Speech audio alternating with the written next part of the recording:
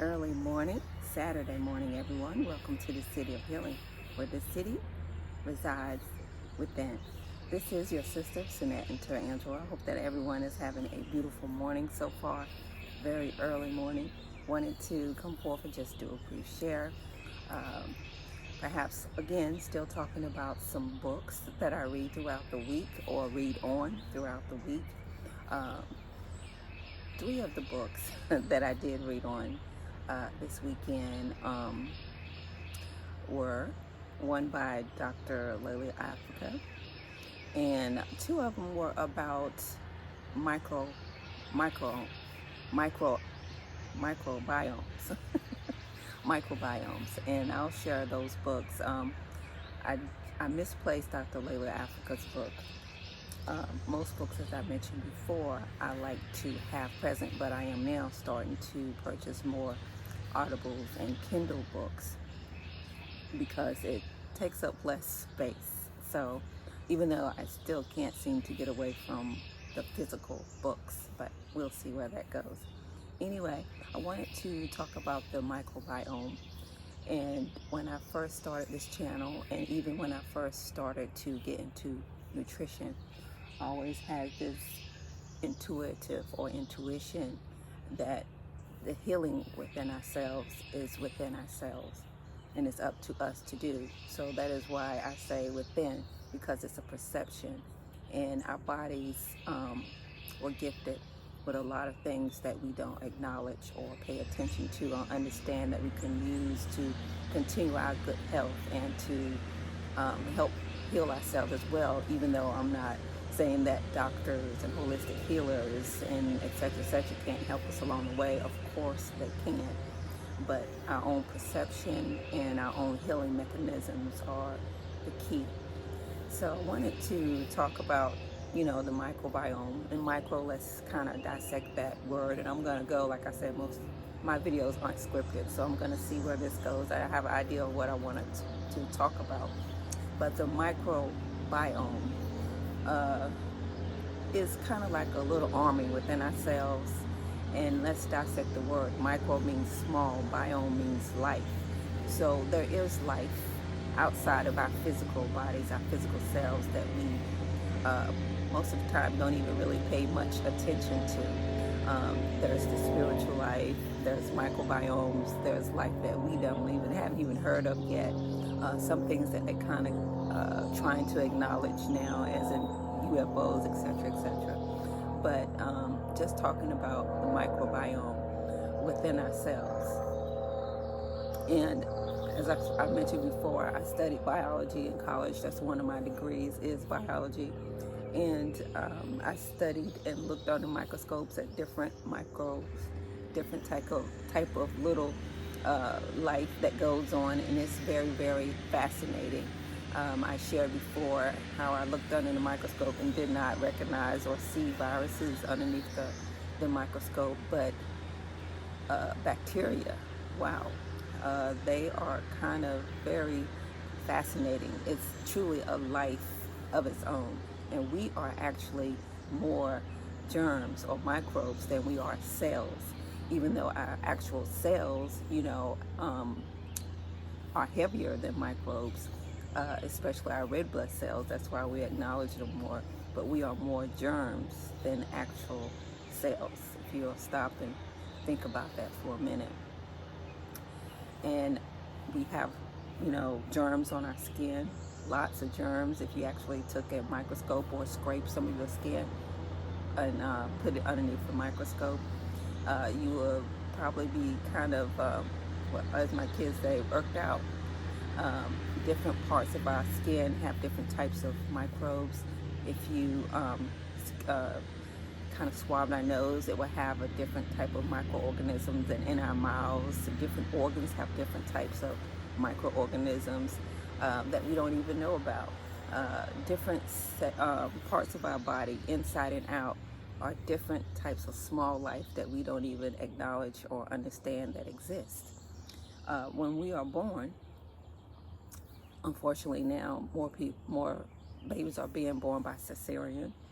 Some are necessary, of course, by emergency situations.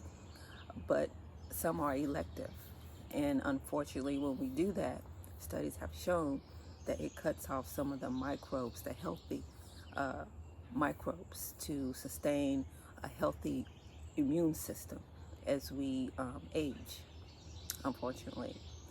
And not to say that, the cesarean babies don't have some of the mother's microorganisms. They do, but not all of them. We lose them, and they colonize as we age, especially as the baby ages throughout life.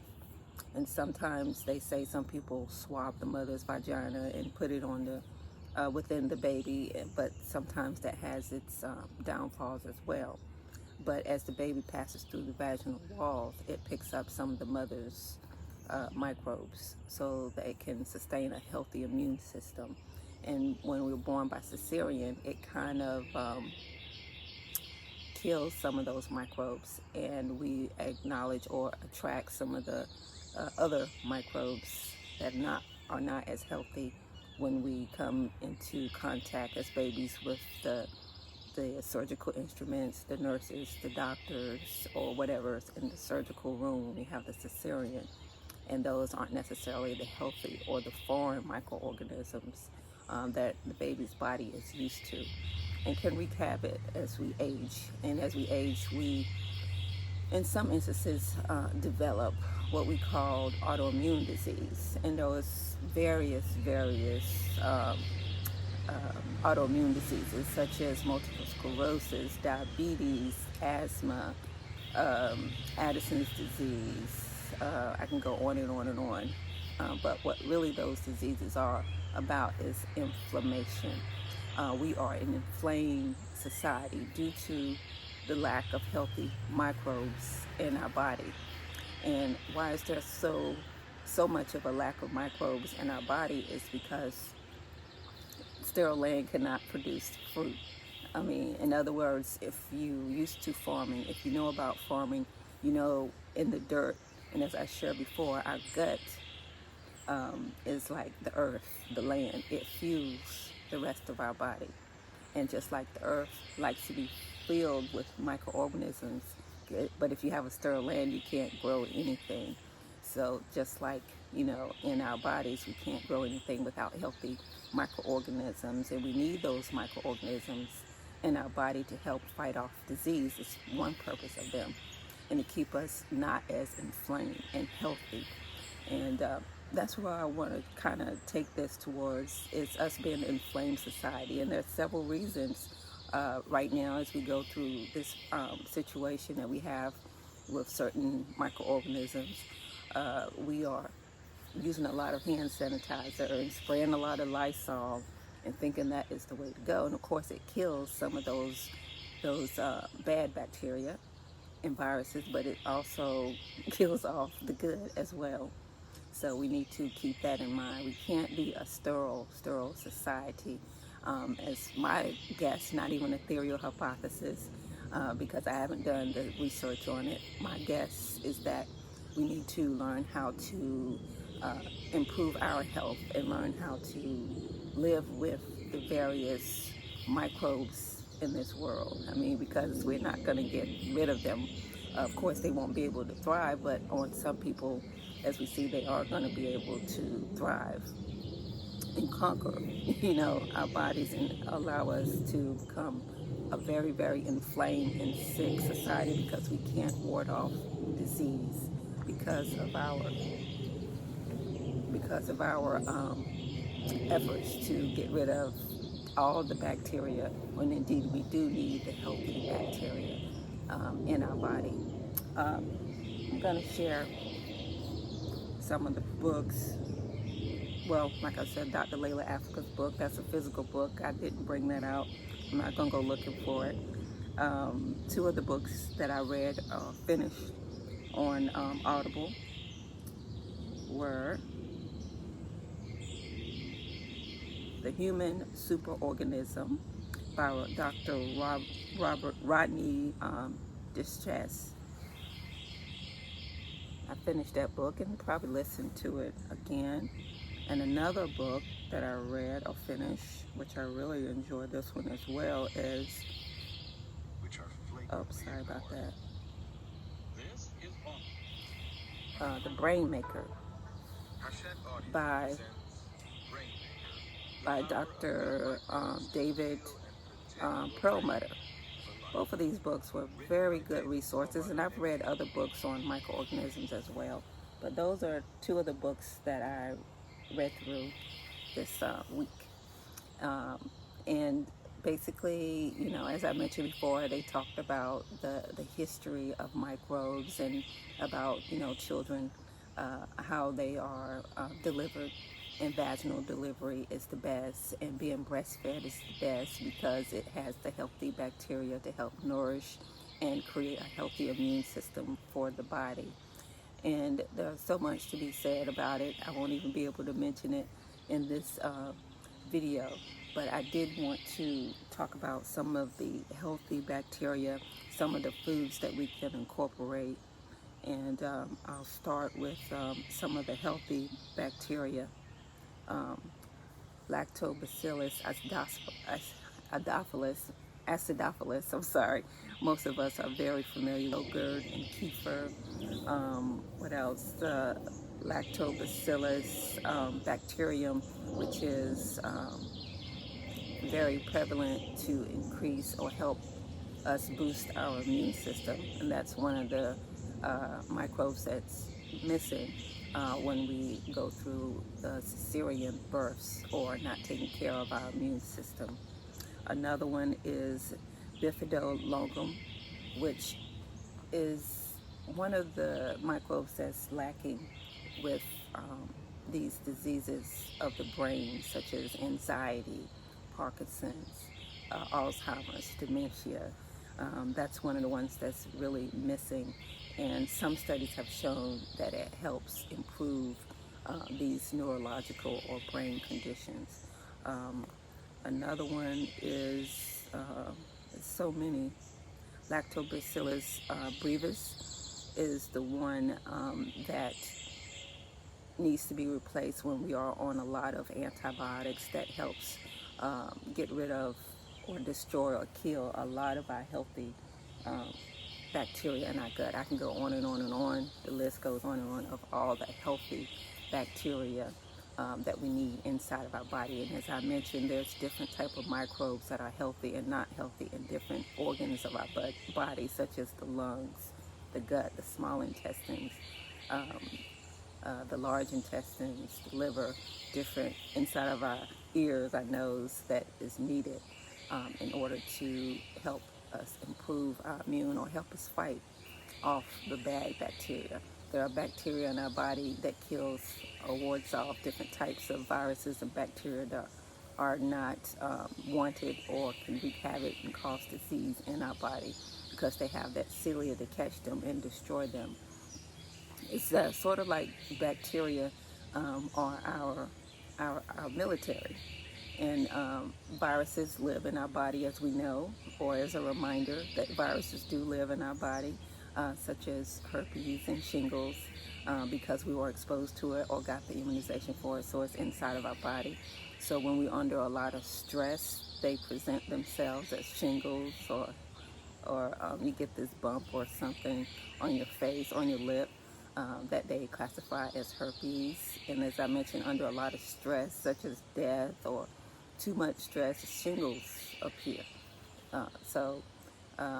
Well, when you experience the stress of a loved one passing away, is a type of stress that can precipitate or cause shingles to appear. So viruses live in our body, known and unknown, that just bring into awareness, and they can also alter our mood, for example, or our neurological function that characterizes the way that we respond or display anger, depression, different moods that we may experience. For example, the virus of rabies, if we're bitten by something, someone, an animal that has that virus, then we get it as well, and it affects our neurological condition, and also the way that our brain is altered can display anger, our want to bite or kill, It just basically destroys the neurological system and alters the mood. So that's just one example of a virus that can destroy the neurological system and alter our mood. For example, have all kinds of friends around animals. But anyway, that's just a small example. Um, of course, there's ways that we can replenish these types of microbes, but I caution anyone, when you're doing that, to consult with your doctor, because more and more is coming more prevalent and known about the benefits of healthy microbes in our system. And of course, as we do that, some people are gonna overuse and not understand how to use. Too much of anything, as I continue to say, can be very bad for you. So if you're going to, right now we can purchase them over the counter, healthy bacteria. I will caution against that and go with it very, very slowly, because it is sort of kind of a medicine. I tell people that I introduce to it, if you're going to take it, make sure it's different strands, and you take it very, very slowly, because it's introducing a lot of people, small people, into your body that your body, other organisms aren't familiar with, and it can cause a problem. So I will start small, maybe take it every other day and just watch and see how your body feels, and just go with that. Um, the most popular one prescribed is Lactobacillus acidophilus, and you can find those in foods. You can find, and that's the way I tend to go, you can find those in foods, like yogurt, as I mentioned, kefir, as I mentioned. One of my favorite is kimchi. Also, there's sauerkraut and pickles. Make sure it's in brine and not just vinegar, and it's aged. Also, there's natto, which is not very prevalent around here. Different types of fermented foods. You can Google fermented foods and try to incorporate them in your diet at least 2 or 3 times a day. Some people do it daily.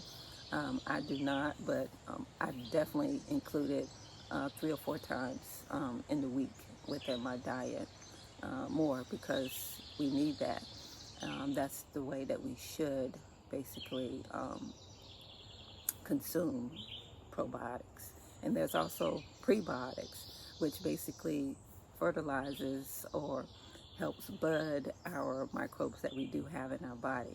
And if we feed the bad bacteria with sweets, we're going to get that. I know some people used to say sugar does this and that, when perhaps what it actually does, when you give children sugar, and people say they have attention deficit syndrome, what it's actually doing is feeding the bad bacteria and altering their neurological system.